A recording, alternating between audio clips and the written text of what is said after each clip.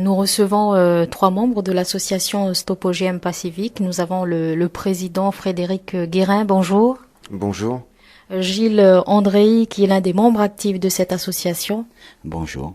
Également Stéphanie Chauvet, qui est également membre de cette association. Bonjour. Bonjour. Alors vous êtes là aujourd'hui pour parler des différentes actions que mène l'association. Donc aujourd'hui, pourquoi est-ce que c'est urgent de mettre en place cette loi anti-OGM en Nouvelle-Calédonie ?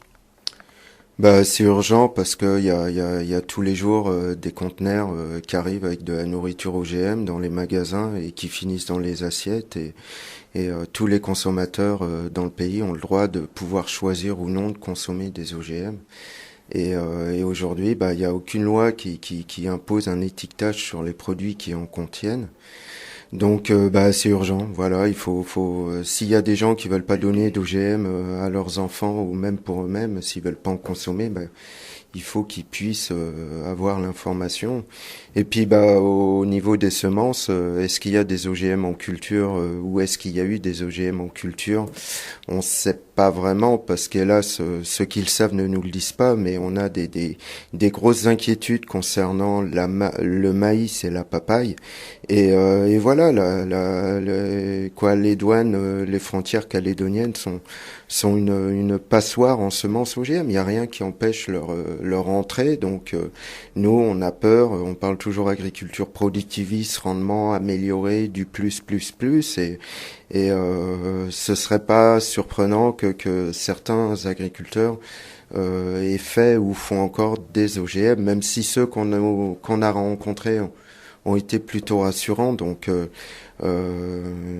nous voilà, c'est pour ça que Stop OGM, c'est nos actions, on fait de l'information et on se bat pour la mise en place d'une réglementation au plus vite. Et justement pour cette réglementation, où en est cette loi aujourd'hui ? Oui. Donc on voudrait absolument, pour la réglementation, interdire complètement les graines et interdire la culture. Et en même temps, une deuxième loi donc sur l'étiquetage, un étiquetage obligatoire. Voilà. Et cette loi aujourd'hui, où est-ce qu'elle en est ?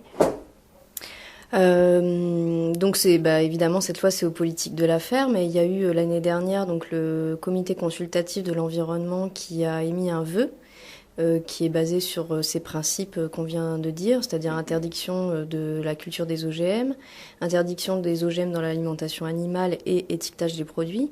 Donc ce vœu a été émis l'année dernière et suite à ça, il y a des groupes de travail qui se sont réunis pour réfléchir pour réfléchir et surtout pour donner des conclusions sur l'impact des OGM sur la santé, l'impact des OGM sur l'environnement. Et aujourd'hui, ces travaux-là sont terminés et un groupe de travail est en train de rédiger une réglementation qui pourrait être proposée, qui va être proposée au Congrès et au gouvernement. Mais rien ne garantit que derrière un groupe politique s'en saisisse. Et ce qu'on souhaiterait, nous, c'est que ce texte soit finalisé au plus vite, que derrière un groupe ou plusieurs groupes décident de travailler à nouveau sur ce texte et de le faire passer d'ici la fin de l'année. Et pour ça, actuellement, notre association travaille activement, évidemment, sur la rédaction de la loi, mais aussi essaye d'informer et de mobiliser les gens à travers des marches, à travers de la sensibilisation, à travers une pétition qu'on peut signer en ligne sur Internet. On veut d'ici octobre avoir plus de 5000 signatures, donc on appelle tout le monde à la signer sur notre site internet www.stopogmpacifique.org. Et si vous avez un message à destination des auditeurs de Radio Jido, ce serait quoi ? Consultez notre site internet, prenez la peine de vous informer, c'est une menace très très sérieuse les OGM et on est tous concernés. Après partout c'est nos ancêtres à tous qu'on inventé l'agriculture, qu'on créé toutes ces variétés sur des siècles et des siècles. Et là, depuis 30 ans, c'est plus les agriculteurs qui détiennent les semences, c'est quelques multinationales.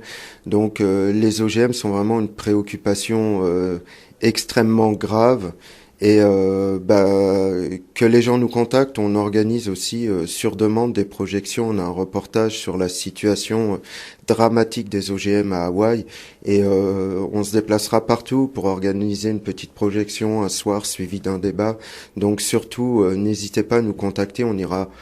C'est une des missions de notre association de faire aussi de l'information et tous les habitants de la planète sont concernés par le problème des OGM. C'est extrêmement grave, qu'est-ce qu'on mangera demain, quelle agriculture de demain. Il s'agit de faire des choix et que le pays se prononce, est-ce que oui ou non il y aura une loi OGM. Il faut que le pays se prononce. Voilà, nous on est une petite association, on ne fait pas passer des lois, on n'a pas ce pouvoir, c'est les politiques. Maintenant, ils ont entendu parler de nous, il y a un petit peu les élections de l'année prochaine où si on n'a pas notre loi avant la fin de l'année, il faudra qu'on recommence avec une nouvelle équipe et tout l'année prochaine. On va tout faire pour l'avoir avant la fin de l'année, mais que les politiques se prononcent.